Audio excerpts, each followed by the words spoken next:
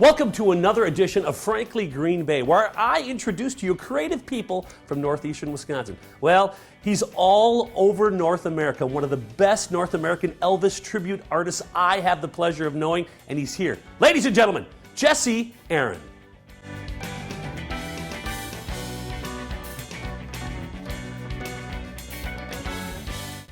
Welcome to Frankly Green Bay. Got one of my idols here, Aron. How you doing, bro? Good to meet you. Good to see you. Good to meet you. Hey, I like that. I like that. Now, Jesse, you're one of the best Elvis tribute artists in America. You travel all over the world, but I want to start from the roots.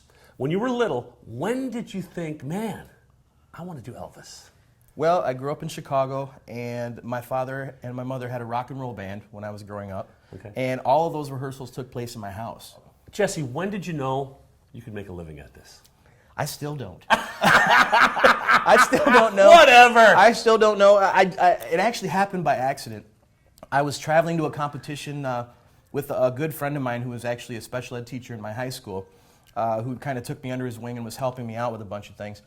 And we were traveling down to Missouri to a competition, and I used to work a warehouse job, just driving a forklift. And it was a seasonal job that I worked, and I was off season when I went to this competition. And my phone rang while we were driving down to go to this competition, and it was my job, and they said that they needed me there the next day. And I'm en route, I'm like 8 hours away from home. So I thought about it, and then I called them back, and I said, if you're asking me to be back tomorrow, I said, I guess I quit.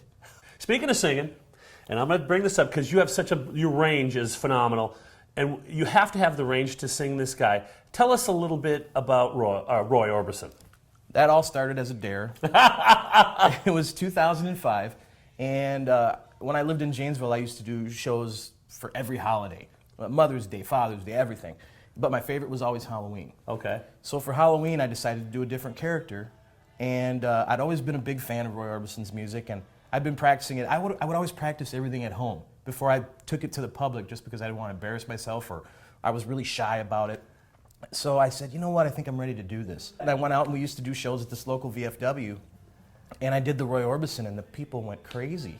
You have another business. It's called Brown Enterprises, and is that what it's called? Brown Productions. Brown Productions. Yeah. You do Elvis competitions all over America. Tell us about that. About a year ago, we started working for a good friend of mine who you've met, Mr. Kurt Brown, and he runs all of these Ultimate Elvis preliminary competitions all over the country.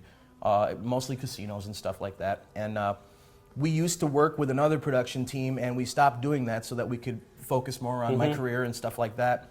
And then Kurt called us up one day and asked us if we would do what we used to do for them, and actually asked us to become partners with him. And we said absolutely. And my wife is the operations manager, and I'm the entertainment director, so I take care of all the music and take care of the Elvis guys and the ETAs and stuff. Well, I tell you what, it's a pleasure knowing this guy. He taught me a lot about the business. Jesse, pleasure, my friend. Thank you so much for having me. Join us next week as we bring you another creative person from northeastern Wisconsin.